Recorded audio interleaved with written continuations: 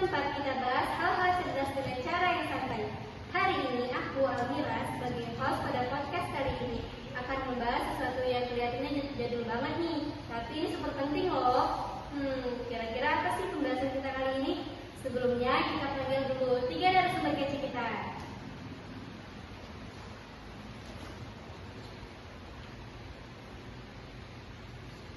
Halo, apa kabar kalian semua? Halo Mir, alhamdulillah baik. Nah, kenalin dulu dong diri kalian satu-satu. Kalau gitu minta maaf ya, perkenalkan nama aku Muhammad Tristan Lubis. Siap bikin saya hari ini jadi menarik. Hai guys, kenalin nama aku Fatwa Ayu Lestari. Siap bikin obrolan jadi makin asik nih. Halo semua, perkenalkan nama saya Puri Purwanti. Saya siap berbagi ilmu untuk kalian.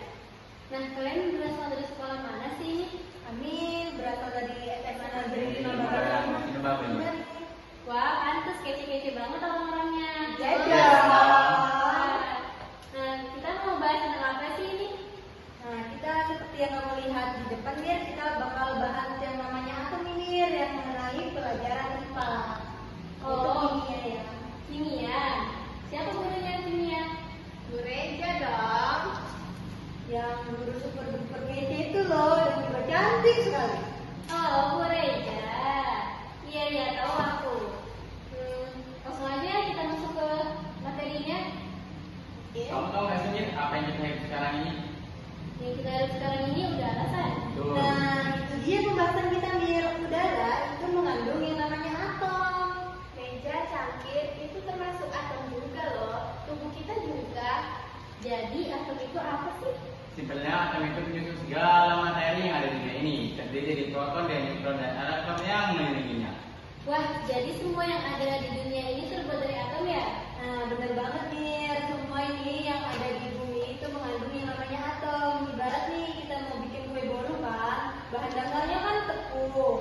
Tepung nih atomnya kan. Jadi walaupun dia tidak terlihat, dia sangat penting banget. Jadi intinya atom itu partikel paling kecil penyusun benda di alam semesta.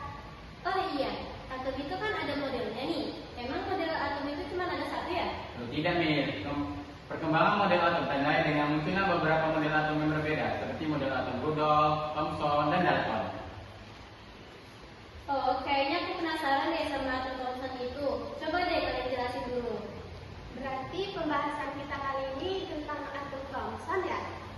Tapi kalian tahu gak sih sebelum Thomson ada Dalton yang menyukai teori atom. Dia bilang atom itu bulat kecil yang tidak berisi, yang tidak bisa dibelah lagi maksudnya.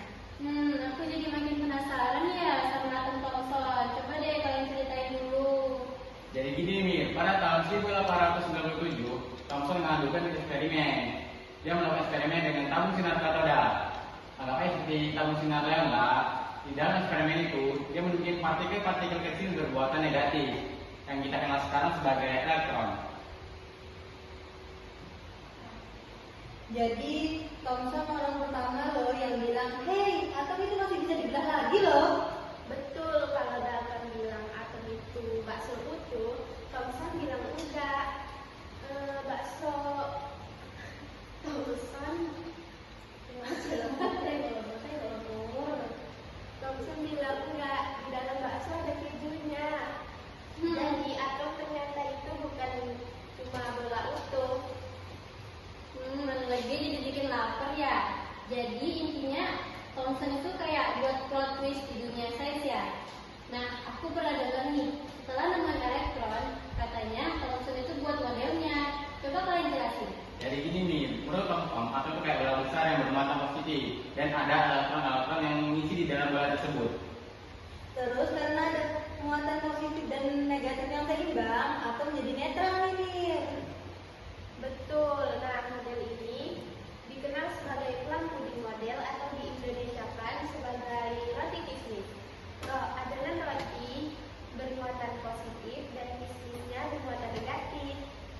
Jadi kalau aku lagi makan roti kismis itu kayak ibarat aku makan atom Thomson versi praktisnya ya? Iya, asal jangan bilang atom bisa dimakan ya, itu kelewatan.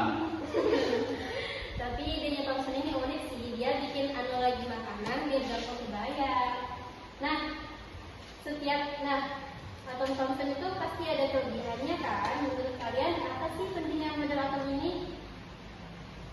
Penting banget dong Mir, karena dia pertama kali nunjukin bahwa atom tidak sederhana bola pada saja dengan konsep partikel subatom.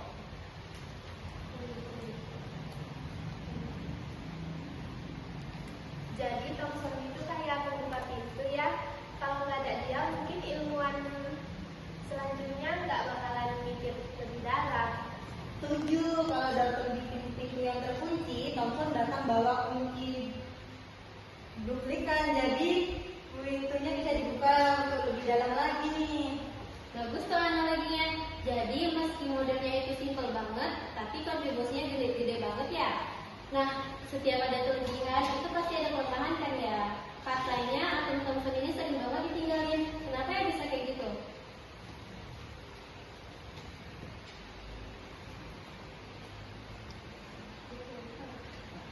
Betul, beberapa tahun kemudian Newton mengadakan eksperimen dengan menembakkan partikel sinar alfa di dalam lempengan kecil emas. Dia menemukan bahwa dia memiliki atom tidak punya inti, tapi punya inti kecil padat dan bermuatan positif. Jadi roti kismisnya Thomson langsung dibatalkan ya. Karena ternyata elektron nggak cuma nyebar gitu aja.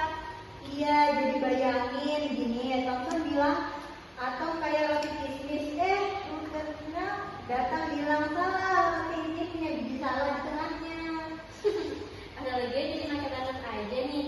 Tapi intinya model Thomson nggak bisa jelasin hasil percobaan Rutherford. Jadi dia harus diganti dengan model atom yang baru ya. Tapi meski akhirnya salah, kenapa sih model atom Thomson ini harus tetap dipelajari?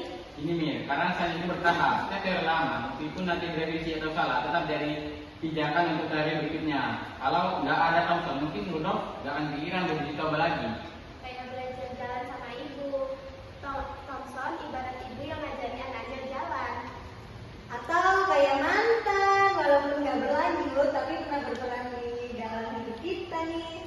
Analoginya sama bawa-bawa mantan nih ya. Tapi benar juga, meski nggak dipakai lagi, tapi model atom Thomson ini tetap berperan besar dalam sejarah perkembangan sains. Ada nggak sih fun fact soal Thomson itu?